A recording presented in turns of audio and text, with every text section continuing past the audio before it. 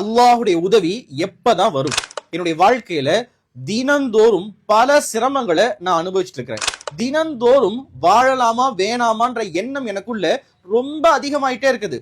எனக்கு இருக்கக்கூடிய பிரச்சனைகளுக்கு நான் செத்தே போயிடலாமா அப்படின்ற எண்ணம் வருது. சில நேரங்கள்ல அல்லாஹுக்கு கண்ணே இல்லையா, நஊது பில்லா, நாமளும் இது போன்ற வார்த்தைகள் எல்லாம் பயன்படுத்த ஆரம்பிச்சிட்டோம். இந்த மாதிரியான நேரங்கள்ல நமக்கு மிக பெரிய ஆறுதலை கொடுக்கக்கூடிய வாசகம் என்ன தெரியுமா? குர்ஆன்ல ஒரு ஆயத்து இருக்குது. இது யகூலு லிஸாஹிபிஹி லா தஹ்ஸன் இன்னல்லாஹ மஅனா.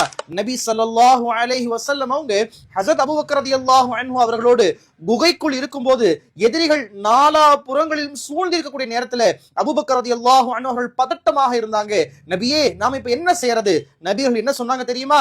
லா தஹ்ஸன், கவலைப்படாதீங்க, தயவு செய்து கவலைக்குள்ளாதீர்கள். இன்னல்லாஹ மஅனா, அல்லாஹ் நம்மோடு இருக்கிறார். இது வெறும் சம்பவம் மட்டும் இல்ல. தயவு செய்து இது ஒரு சம்பவமா மட்டும் பார்க்காதீங்க. இந்த சம்பவத்துக்கு பின்னால் வந்த ஆயத்தா மட்டும் பார்க்காதீங்க.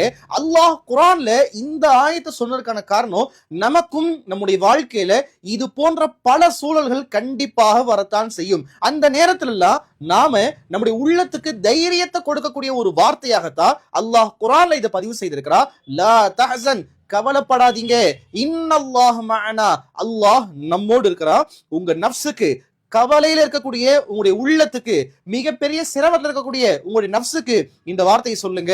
லா தஹ்ஸன் இன்னல்லாஹ மஅனா.